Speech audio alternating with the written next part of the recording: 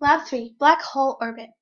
The objective of this lab was to start directly from observational data to calculate quantities from that data to describe the motion of the star and combine this with some previous knowledge of system properties. Then we were to apply this to Newton's second law to determine the total number of pushes and pulls on the system responsible for speeding up and slowing down, as well as the curvature of the system's trajectory. Then we will use this net force calculated to ultimately find the mass of the black hole. And my results stated that my black hole's mass was 2.59 times 10 to the 31st kilograms. Newton's second law states that F is equal to ma and that momentum is equal to mass times velocity. A derivation of this states that F net is equal to dp over dt, which is delta p over delta t. From this, we can see that dp over dt has parallel and perpendicular components.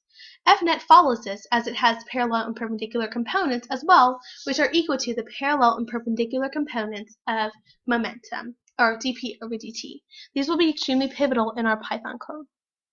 The equation for gravitational force is extremely pivotal in finding the mass of the black hole, as we have our gravitational constant times the mass of the star times the mass of the black hole over the distance, the magnitude of the distance between them squared is equal to our F net that we calculate through our Python code.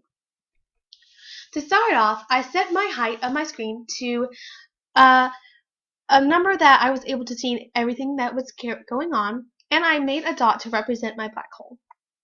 Next, I listed the mass of my star as well as the position of the black hole, which were given through web design. The delta t, 86,400 seconds, is the equivalent of 1 day. I then had to read the data given to me through a read.csv prompt. I changed the y component of the velocity to mimic the way to find the x component of the velocity. Next, in my second while loop, I was to calculate the next net force of the motion data. To do this, we were first to find P initial and P final. As we stated earlier in Newton's second law, momentum is equal to mass times velocity. So we just took the star's mass times its velocity at initial and final points. Delta V is just a change in this velocity, so we subtracted initial from final, and we did the same thing for momentum. dp dt is delta P over delta T, and F net is equal to dp dt. P hat is the direction or the unit vector of the P momentum vector. So we just divide the momentum divided by its magnitude to find the P hat. D magnitude P hat is the change in magnitude over the delta T, and dp dt parallel is equal to this times P hat. This is seen here in another way to write our parallel and perpendicular components. As we can see here, dp dt parallel is equal to d times the change in magnitude over dt times the p hat. Now to find dp dt perpendicular, we can just subtract dp dt parallel from dp dt. And we know that F net perpendicular is equal to dp dt perpendicular. To find an arrow scale, I just went in and guessed and checked to see which one gave me the most accurate and best looking arrow scale.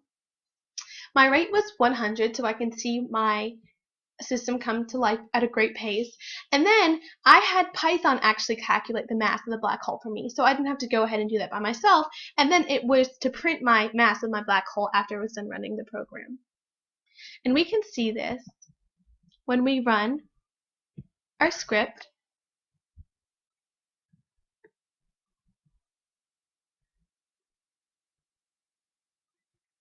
We see our star moving its trajectory with the black arrow representing dp dt parallel, the yellow is the F net, and the blue is dp dt perpendicular. And as this comes to an end, we will now see the mass of our black hole, which is 2.59 times 10 to the 31st kilograms. So now to our what does it mean question.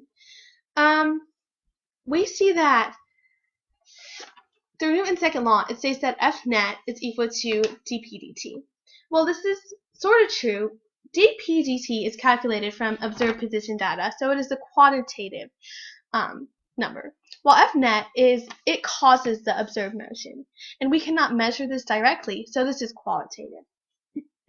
Now to our what if question.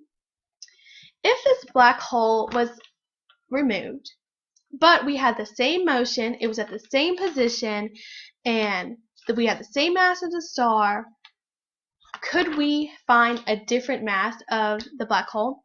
Well, see, we now know that the gravitational constant would be the same, the mass would be the same of the star, and the distance between them would be the same.